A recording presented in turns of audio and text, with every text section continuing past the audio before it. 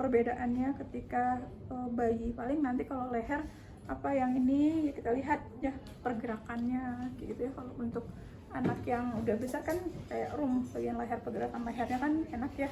Dek coba kanan kiri terus ada tahanan sejauh mana gitu ya. Kalau yang neonatus infant ya nggak usah, paling cuma kita lihat bisa dia nggak bergerak dan ke kanan ke kiri gitu saja ya, biasanya mutar gitu. Kalau untuk bayi juga nggak akan bisa ya, kita lihat aja gerakannya seperti apa ya. Terus untuk posisi trakea kita perlu palpasi ya. Kalau untuk yang persiapan tempat tidur terus privasi udah di awal ya, jadi saya nggak ini lagi ya, kita langsung aja anggap aja ini nyambung dari yang kemarin ya. Oke, untuk posisi trakea kita akan palpasi ya. Mungkin anak yang udah gede ya sama kayak orang dewasa, disuruh gimana?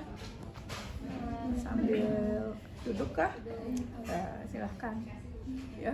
Dek, coba teteh akan pegang lehernya ya, permisi ya, silahkan. Sambil kita pegang, raba ya, posisinya normal tidak, lurus enggak ya, di tengah enggak gitu ya. Itu silahkan. Sambil kalau misalnya ini untuk refleks menelannya, coba sambil menelan ya, bisa. Tapi kalau untuk anak itu ya nggak bisa ya.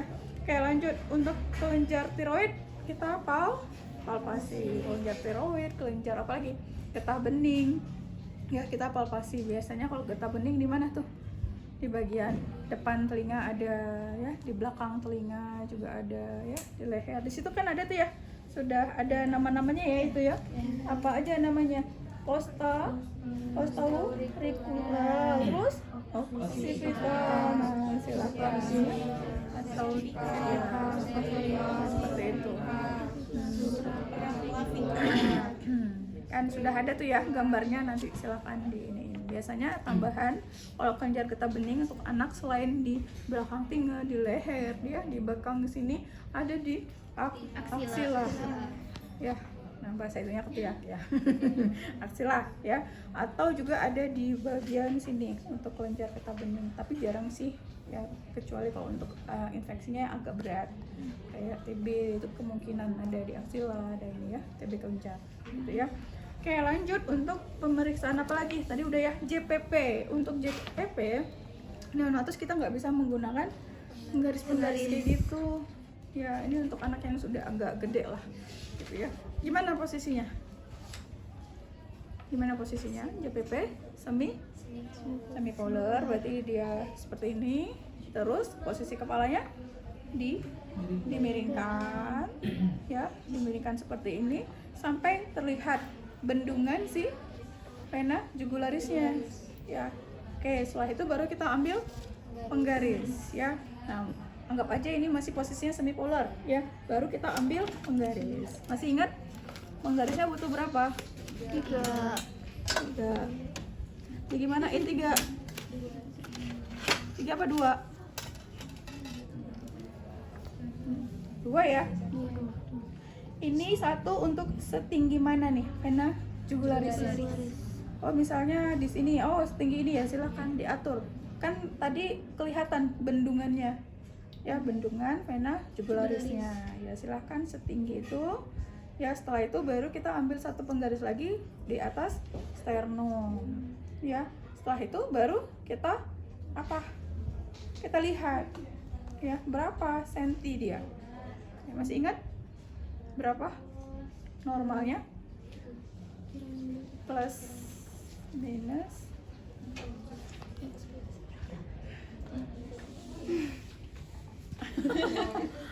ya Allah,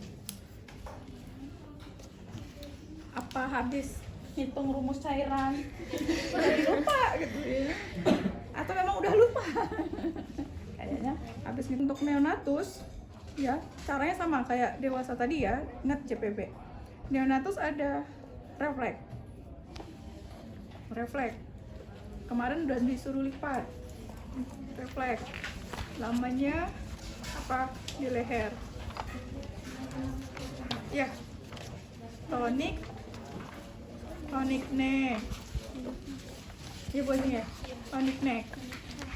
Ada? Ada. Nah, tonic neck yang digimanain? ketika ya kepala bayi misalnya kita menengok ke kanan atau ke kiri, terserah teman-teman nanti buat mengatasinya gimana. Misalnya ini ke kanan pasien nih, ya akan kita cek ekstremitasnya. Ya misalnya ini ke kanan, berarti ekstremitas atas sama bawah itu seolah-olah ngikut gitu.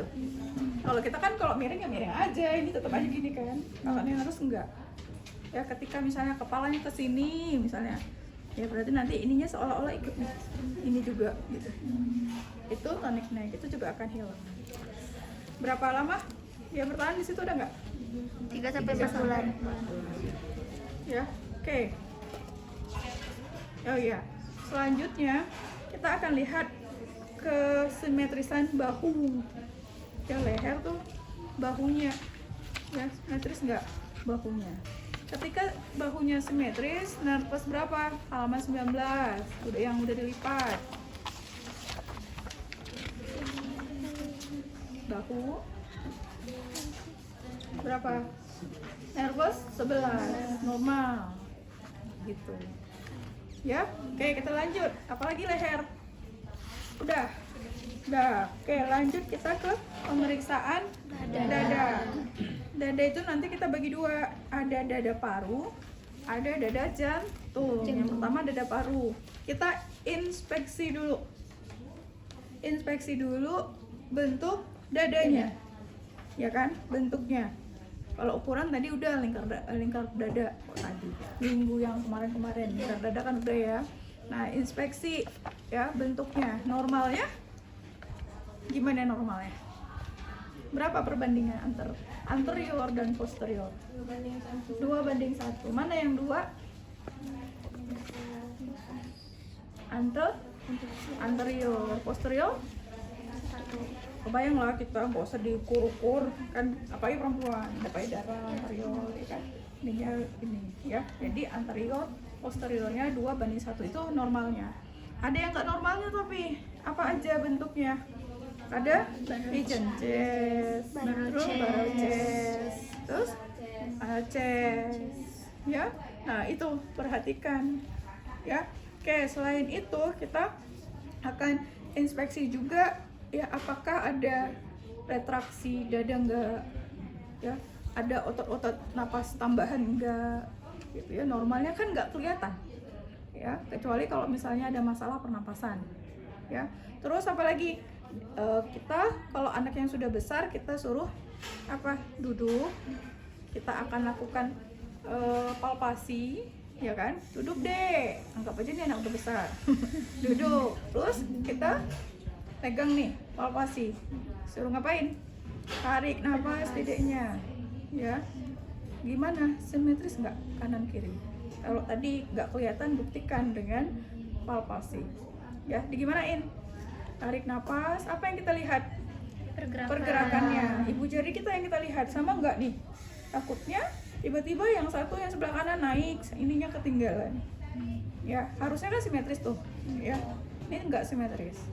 Biasanya kalau untuk kasus-kasus tertentu misalnya pneumotorak, hemotorak, itu berarti kan ada cairan atau cairan darah kah atau ada udara kah di dalam paru-parunya, itu nggak simetris pergerakannya. Yang normal misalnya terangkat, yang nggak normal itu nggak terangkat. Jadi yang kita pastikan bagaimana simetris nggak kanan kirinya ya. Udah, itu udah sudah deh. Sekarang coba Dede sebutkan 77. Yang kita rasakan adalah getarannya. Sama nggak? Gitu. Ya, itu juga kalau untuk yang kasus-kasus tadi saya sampaikan, itu nggak sama getarannya. Kalau yang normal ya terasa nih getarannya. Yang nggak normal tadi ada penumpukan cairan kah, udara kah, itu nggak berasa sama kita getarannya. Gitu. Ya, oke, terus apa lagi? Apa lagi? Paru. Nah, baru tadi palpasi udah. Sekarang perkusi. Ya, apa yang kita perkusi? Masih ingat batas-batas paru-paru? CS berapa?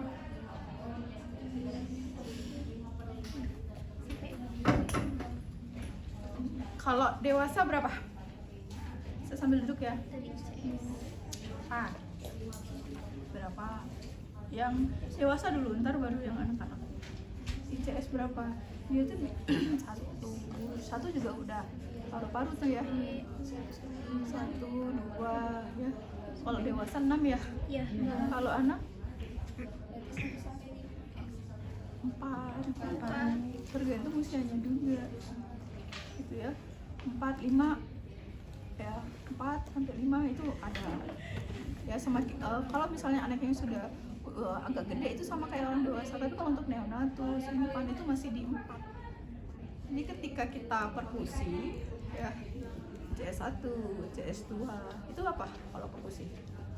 Suaranya sonar ya.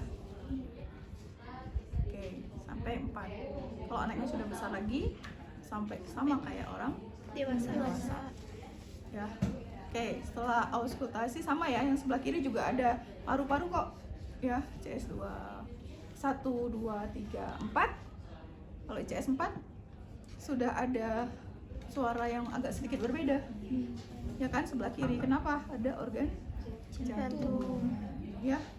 Nah 5 juga, kalau anak yang udah gede 5 masih terdengar nih ya suara parunya ya, suara jantung. Kalau anak kurang dari 7, di 5 udah nggak ada lagi suara jantung ya. Karena kalau jantung itu kalau kurang dari 7 cuma sampai CS4, kalau lebih dari 7 udah sampai CS5 kayak orang dewasa gitu ya. Jadi dari tadi anak itu kok beda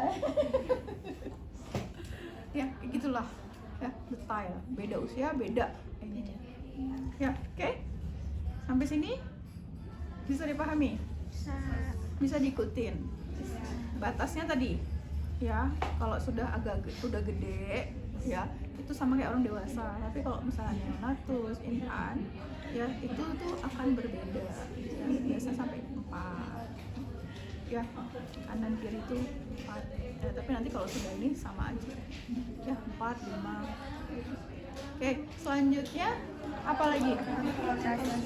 Lokal premitus tidak ya. Kita sekarang ke auskultasi. Auskultasi menggunakan stetoskop.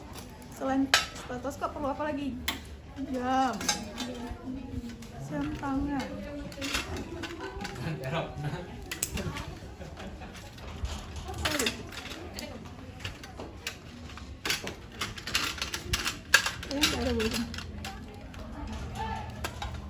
Kayak apa namanya, pernapasan udah di depan ya kita ya, jadiin satu pernapasannya juga sudah ya. Jadi ya udah nggak usah ini. Sekarang kita dengarkan dulu ya, normalnya dulu ada suara apa aja? Vasikuler, oke, di lapang paru. Terus apa lagi? Bronchial. Terus bronkovasikuler. Masih ingat nggak bronchial perbandingannya seperti apa? Terus bronkovasikuler perbandingannya bagaimana? Di vasikuler gimana? Mana yang ini yang lebih dominan? Bronchial? Bronchial mana yang dominan? Inspirasi apa ekspirasi?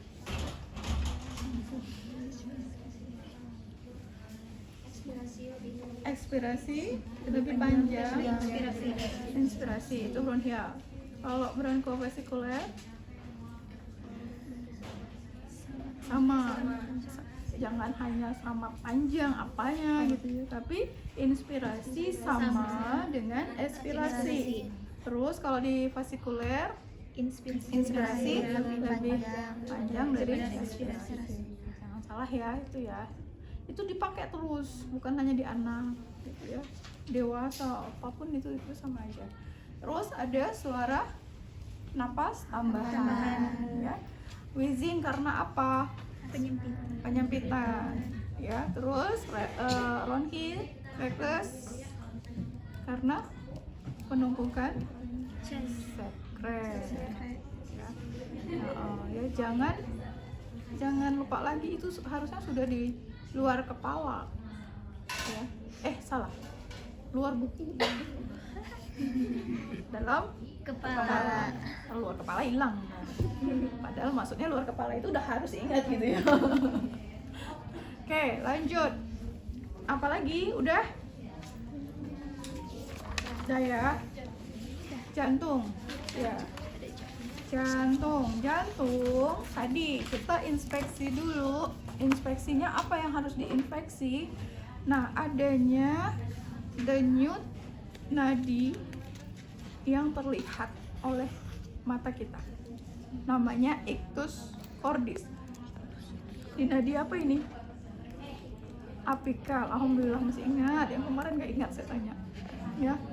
Nah, kita inspeksi apakah ada seperti kayak denyut nadi yang terlihat, itu namanya ictus cordis. Normalnya nggak akan bisa terlihat sama kita ya, kecuali kita dengar pakai stetoskop gitu ya, baru kita bisa dengar oh denyut nadinya begini ya, suaranya begini.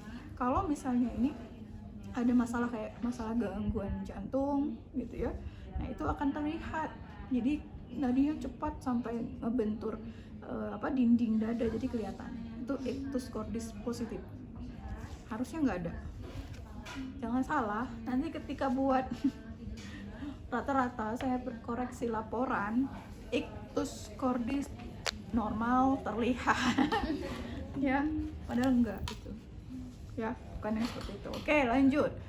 Terus apalagi yang diiniin, pastikan tadi yang saya sampaikan, kalau untuk usia kurang dari 7 tahun ya, batasnya ya, batas jantung itu 2 ICS 2 sampai 4.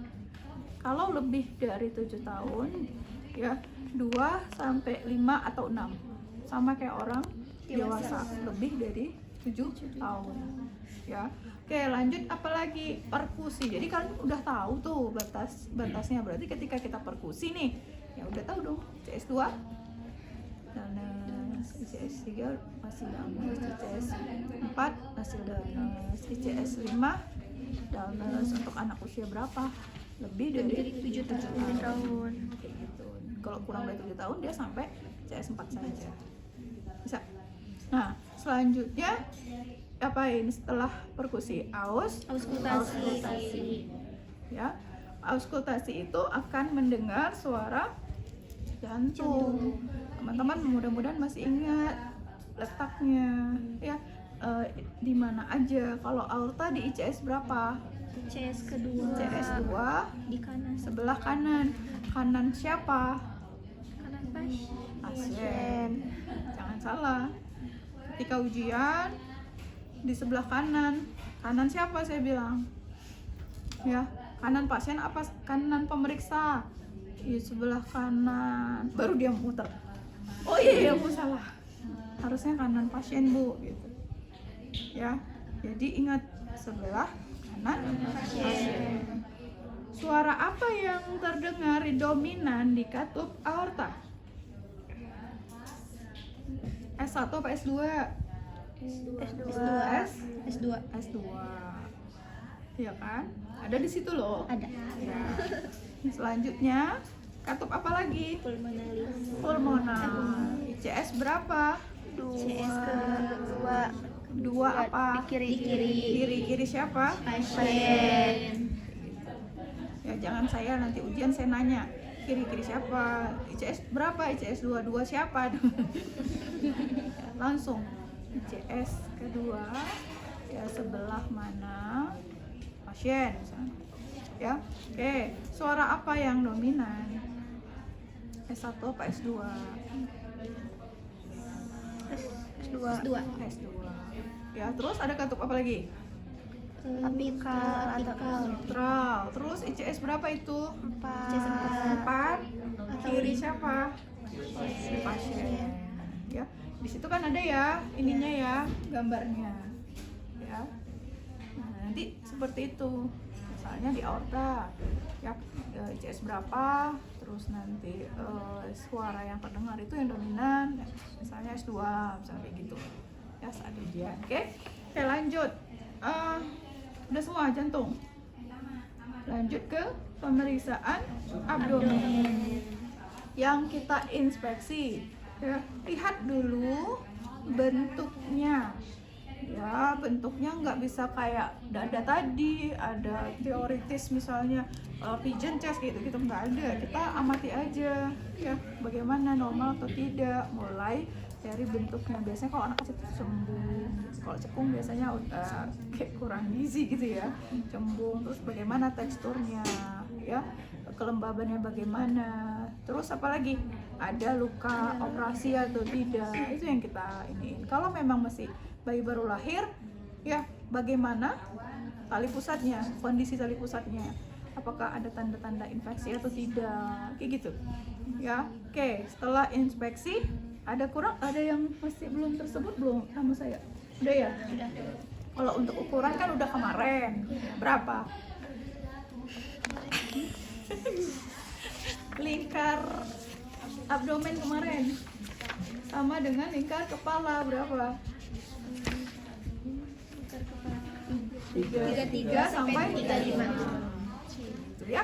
Oke, lanjut. Apalagi kita langsung ke auskultasi. Berbeda dengan urutan yang sebelum-sebelumnya gitu. Kalau abdomen itu dari inspirasi langsung ke auskultasi. Karena kalau kita perkusi duluan, palpasi duluan, berubah tuh suara bising ususnya ya. Silahkan kita dengarkan bising ususnya, kita butuh jam ya. Normalnya ada teori yang mengatakan 5 sampai 15 kayak gitu ya untuk bising usus ya. Oke, lanjut kita dengarkan. Yang apa lagi yang didengarkan? Kalau untuk neonatus kita bisa dengarkan namanya bruit ya. Bruit itu ada 3 ya, ada bruit aorta kan ada itu? Iya. Ada bruit renalis, ada bruit iliaca ya. Kalau bruit aorta dia kita auskultasi di atas umbilikal. Kalau renal kan berarti ginjal di kanan dan kiri. Iliak juga kanan kiri tapi di bagian bawah. Ya, gambarnya ada ya. Nah, ini itu hanya khusus untuk neonatus. Kalau sudah lebih dari 1 bulan ya udah bukan neonatus, nggak usah lagi, nggak akan terdengar. Ini tuh pembuluh darah tambahan ketika bayi baru lahir kan habis dipotong nih, brap. Nah, pembuluh darah tadi kan masih belum maksimal untuk menutup untuk apa, jadi kita bisa dengarkan kayak gitu. Tapi kalau udah lebih dari neonatus nggak usah, jadi cukup bising usus saja. Sampai sini paham? Oke, kita lanjut ya. Kita ke perkusi. Mudah-mudahan masih ingat kalau kita bagi 4 kuadran. Sudah senyum-senyum deh. Masih ingat organ apa aja yang ada di bawah setiap kuadran? Kanan kan bagi 4 tuh, ada kanan atas, kiri atas, kiri bawah, kanan bawah. Masih ingat kah? Insyaallah. Ayo mulai kalau masih ingat. Ada apa aja di sebelah kiri? Kiri atas.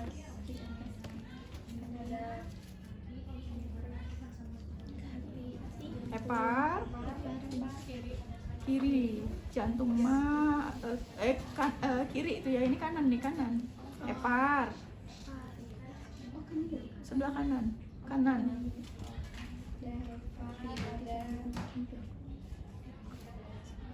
Sebelah kanan ya, kanan atas dulu. Ada apa aja? Kanan nih, kanan. Apa? Hepar. Terus? Iya, hepar sama hati.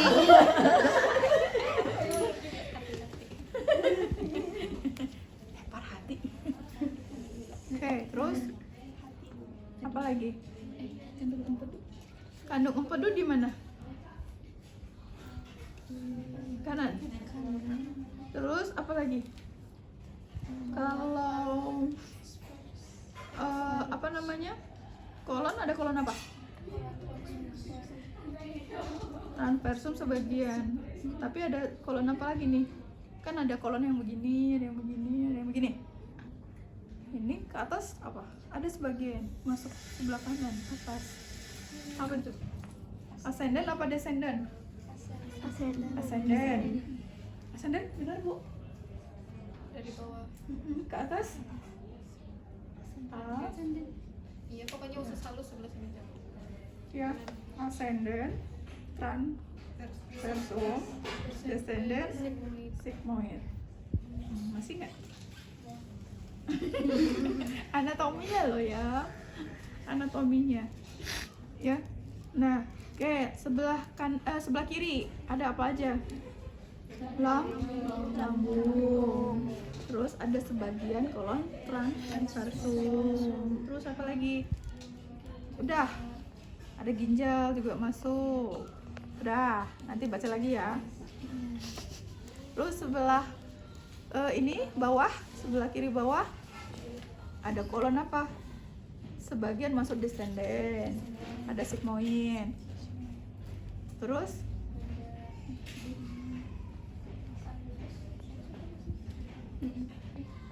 anus mah di bawah belakang lagi, dia nggak masuk, nggak bisa kita berkesan.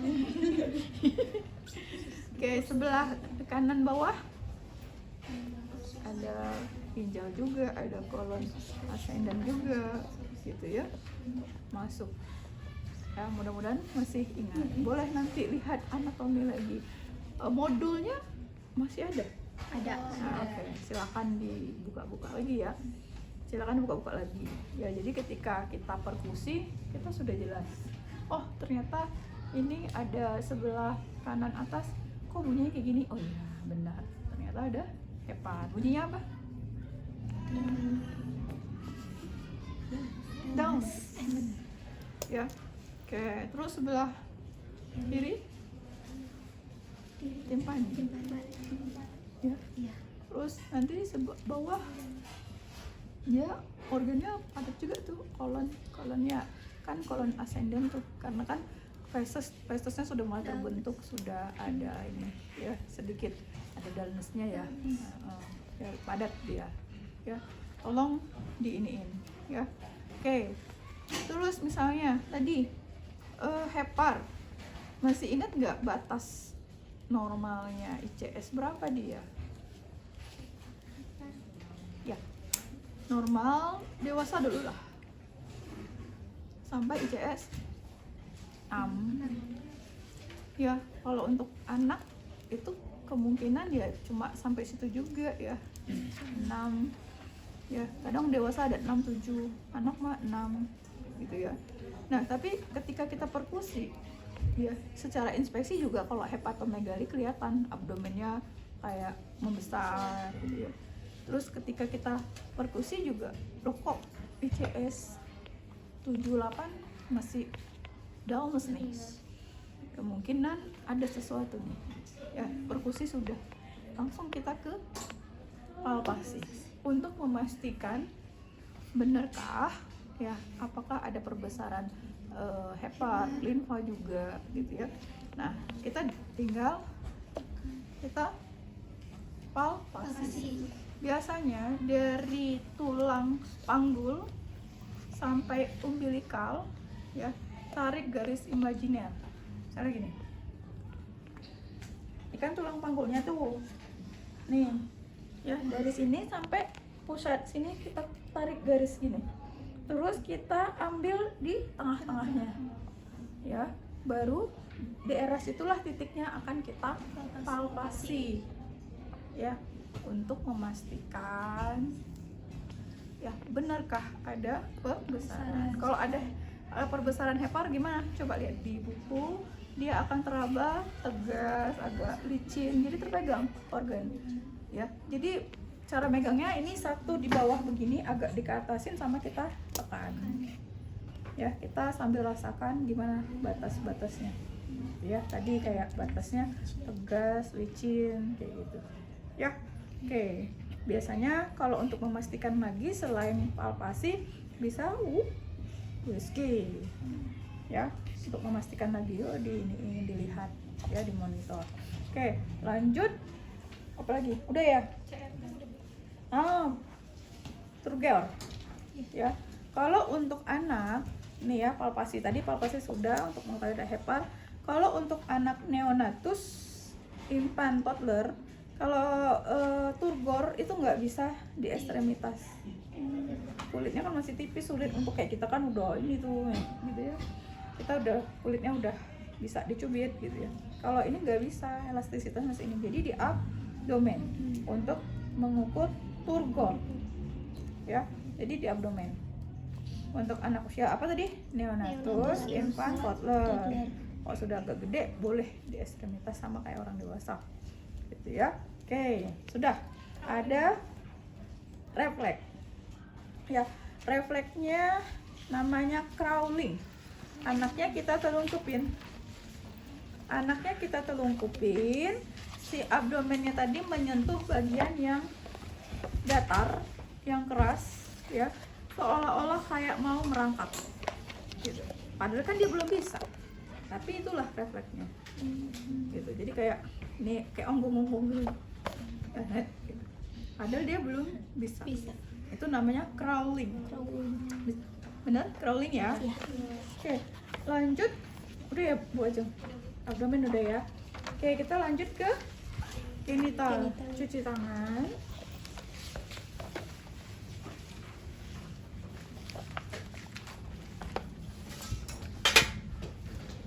Pakai handscoon.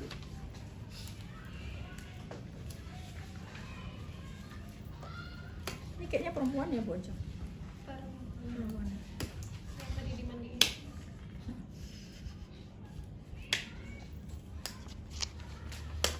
Coba baca-baca kalau yang perempuan apa aja yang dicek. Terus gimana kalau neonatus? Oh, itu kan cuma labia mayora, labia minora. Gimana tuh? Pernah tahukah seperti apa untuk anak yang neonatus? Belum. Oh, BBL belum. Ntar selanjutnya tuh BBL. Iya, sama kita lagi. Oke, kita buka. Isi adek. Nah, ini perempuan. Oke, kita lihat untuk yang perempuan ya. Biasanya neonatus itu yang lebih besar, yang lebih menutup. Jadi gimana ya? Kalau normalnya kan labia mayora yang besar menutupi minora. Ini kebalikannya. Ya, minoranya yang lebih kelihatan, lebih besar. Jadi mayoranya belum kelihatan. Jadi lapisan lemak mayoranya itu belum ada.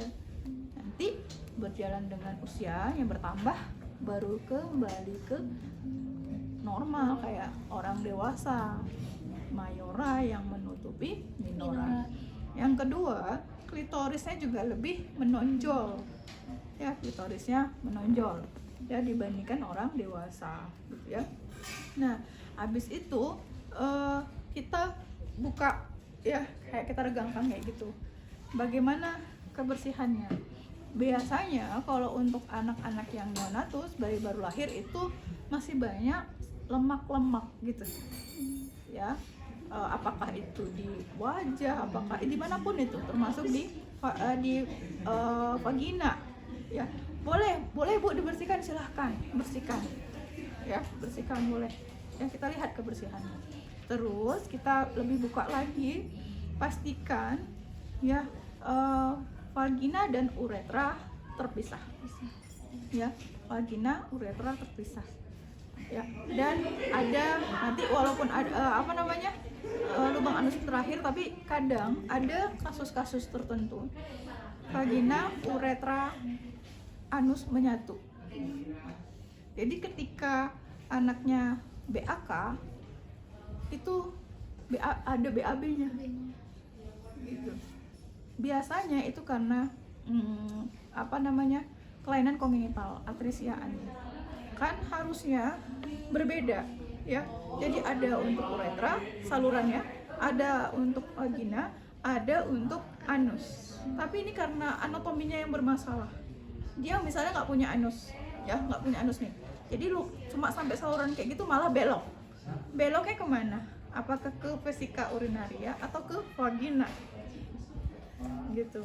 Harusnya kan ke bawah, lubang sendiri paling bawah, ini enggak gitu ya. Nah itu yang harus kita periksa benar-benar, buka.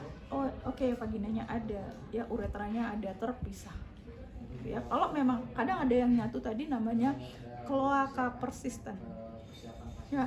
Kloaka persisten itu nyatu, jadi ketika dia BAB masuk ke uretra atau kadang ke vagina ya.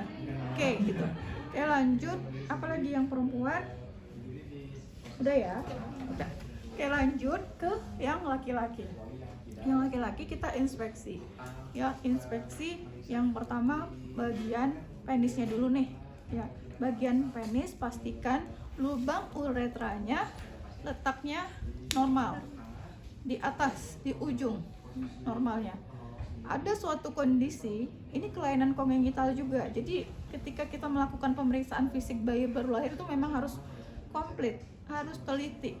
Karena kalau misalnya cuma normal gitu semuanya, nanti suatu waktu ketahuannya sudah gede, imbasnya anaknya gitu. Kayak tadi, oh ternyata jadi satu nih vagina sama ini, nggak diperiksa, nggak bener-bener, kan infeksi ya kan. Atau memang nggak ada lubang anusnya, kan anaknya kembung, muntah karena dia makan tapi nggak bisa dikeluarkan BAB-nya. Ini bisa, ini banyak yang ketahuan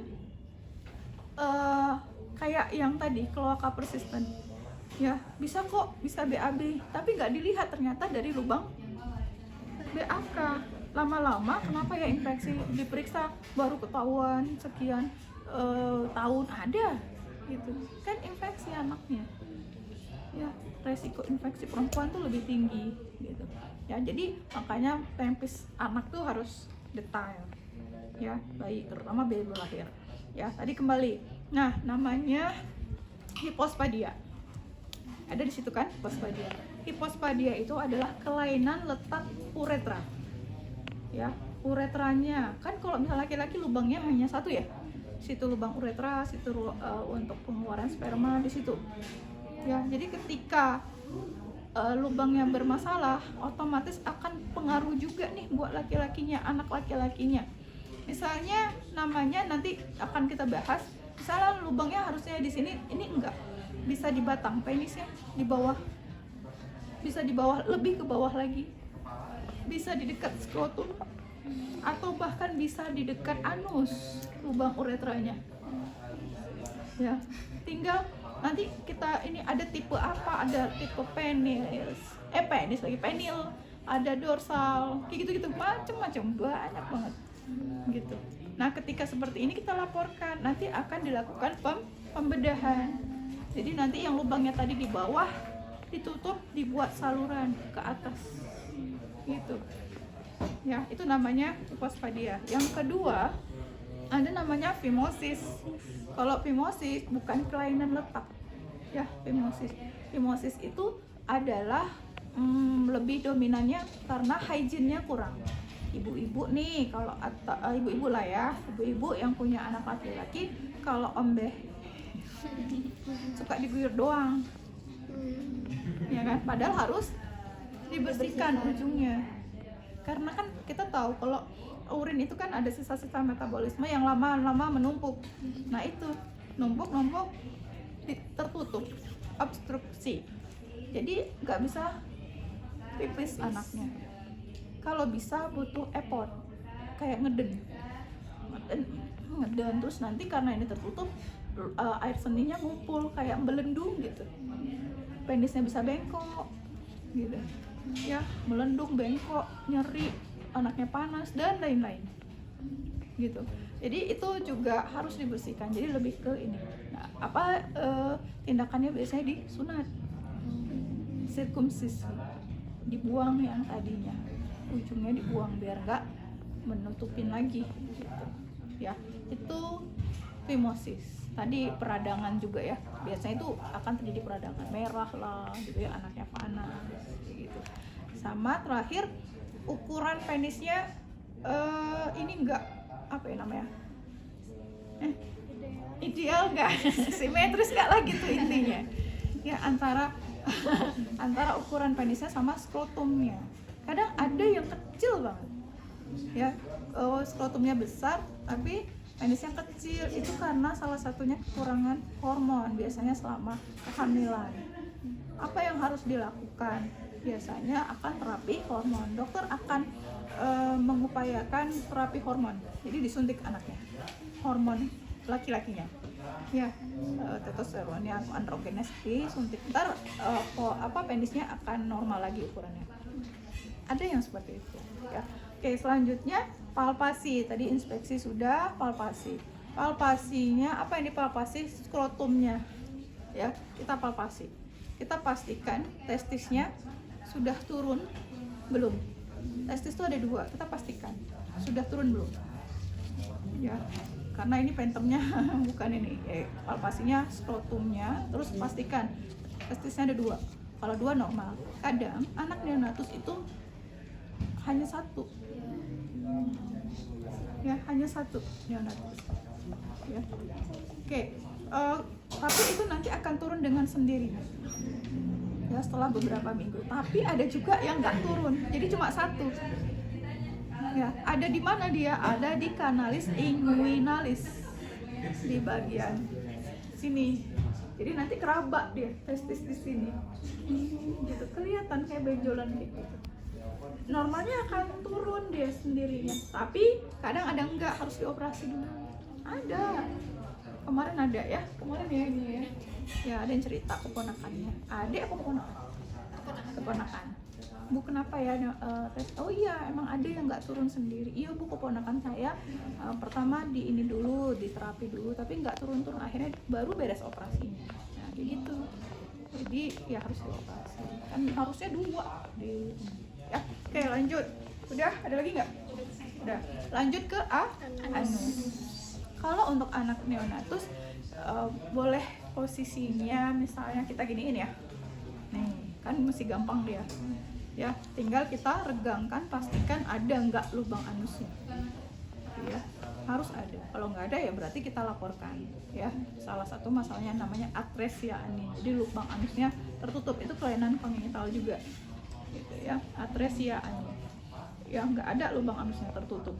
Nah, selanjutnya kita regangkan lagi bagaimana fungsi sphincter aninya, normal nggak? Biasa ketika kita regangin dia akan mencium. Itu untuk neonatus, cukup 2 itu doang. Tapi kalau yang udah gede akan kita lihat lagi apakah ada hemoroid. Ya, kalau memang nggak mau ya udah tanyain aja sama mamahnya gitu ya, kan nggak nyaman juga gitu ya dibuka-buka dan segala macam. Tanyain aja kalau anak yang udah gede. Kalau neonatus harus kita periksa ya, ada hemoroid apa enggak, ada apa lagi situ, ada skin tag, terus apa lagi, oli ya, kayak ada daging tumbuh kayak gitu ya.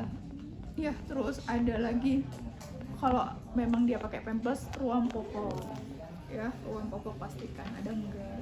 Biasanya untuk anak yang diare yang sering terjadi ruang popok iritasi, jadi kurang sering ganti karena kan cairan keluar terus, jadi kayak menempel, ataupun karena enzim, karena kan dari BAB-nya itu kan ada bakterinya, enzim bakteri tadi yang bisa membuat iritasi. Kalau ada dehidrasi, kalau diare gak usah pakai pampers lah untuk mengurangi ruang popok gitu. Tapi kadang ibu-ibu males kan BAB terus bikin nyuci banyak, ya boleh silakan, tapi tolong perhatikan jangan sampai penuh banget ya, baru diganti. Pernah waktu praktek nurse Bu Ajeng sampai ya Allah merah sampai lecet anaknya, dimarah.